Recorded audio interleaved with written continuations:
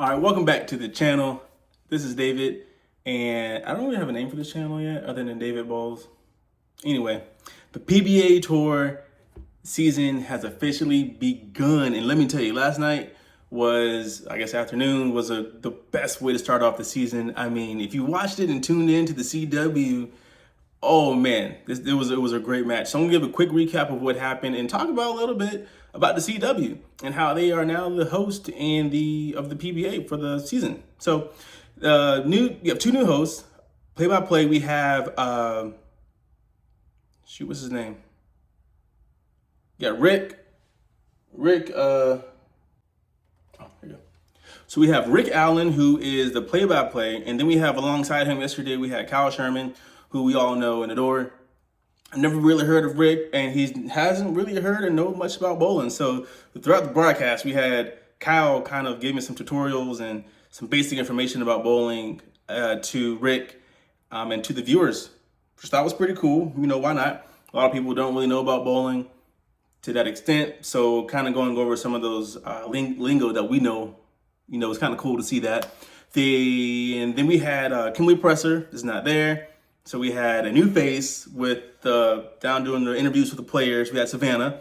Don't know much about her either, but for the first CW broadcast, we got to give them some slack. I mean, this was Kyle's, I think, first time doing a live broadcast.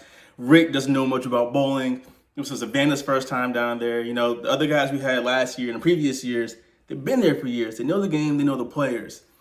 So we got to cut them some slacks. I was on Facebook reading some comments, and man, they were harsh, dog. Y'all are mean. Ease back. Give them a couple of weeks. Let them ease into it. This is CW's first time too. I got to say the commercials, for Bolero, a little corny, Lucky Strike. It was, it felt like bowling, so I can't really get too mad. But the two lane patterns they had, left lane was the Badger, the right lane was the Viper. I don't like playing on any of those. So, shout out to all those players who worked hard and, got some big games yesterday.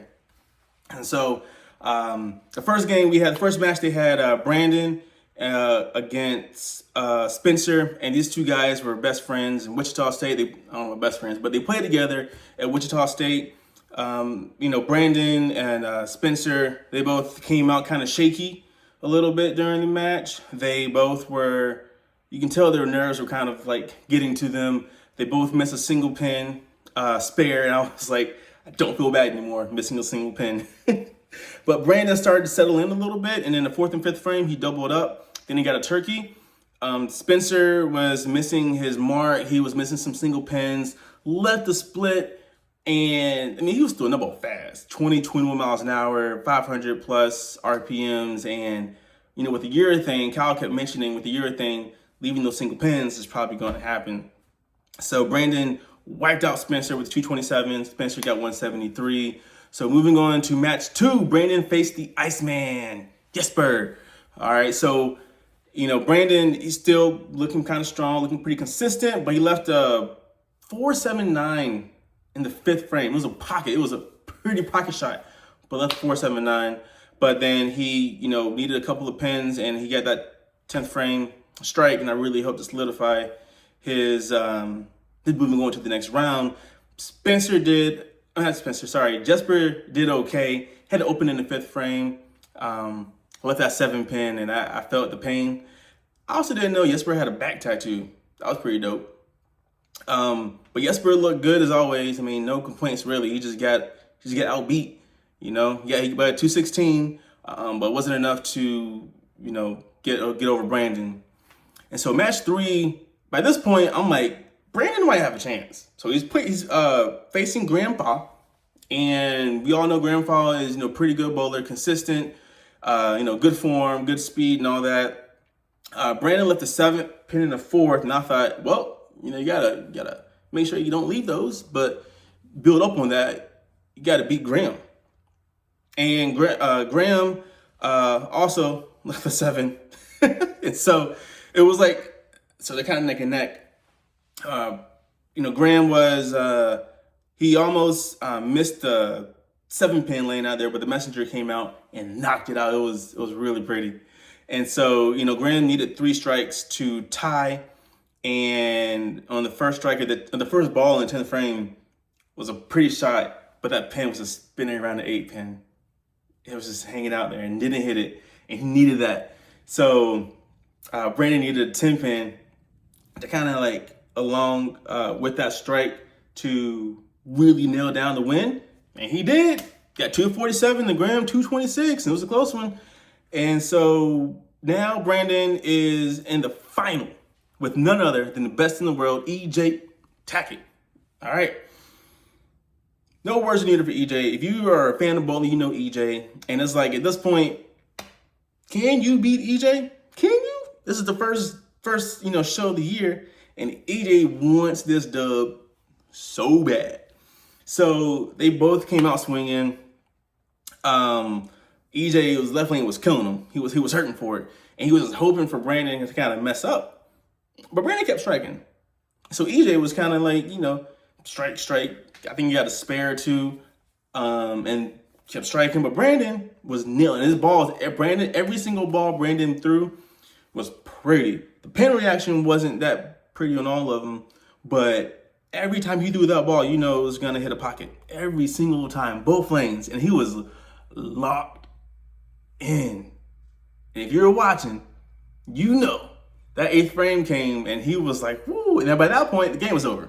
EJ knew he wasn't gonna win, and there was a small chance, like Brandon had to gutter for EJ to win. But EJ knew that wasn't going to happen. You can kind of tell, look on his face.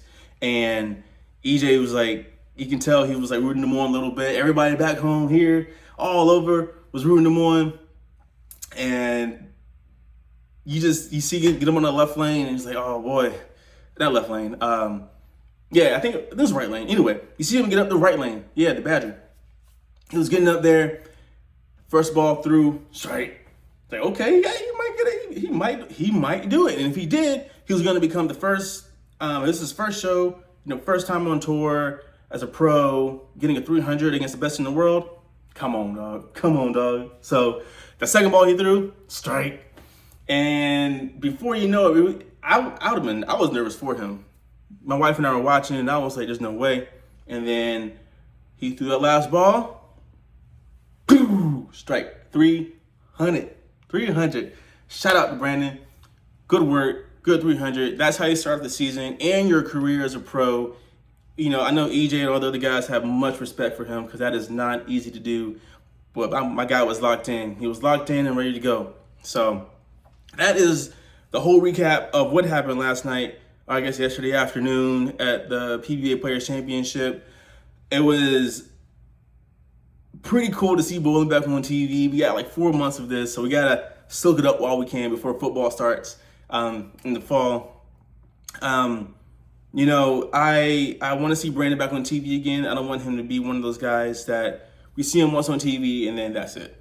I want to see him back again, and we'll probably see EJ a couple more times, but hopefully everybody can tune in next week at 4 o'clock on the CW, 4 o'clock Eastern on the CW.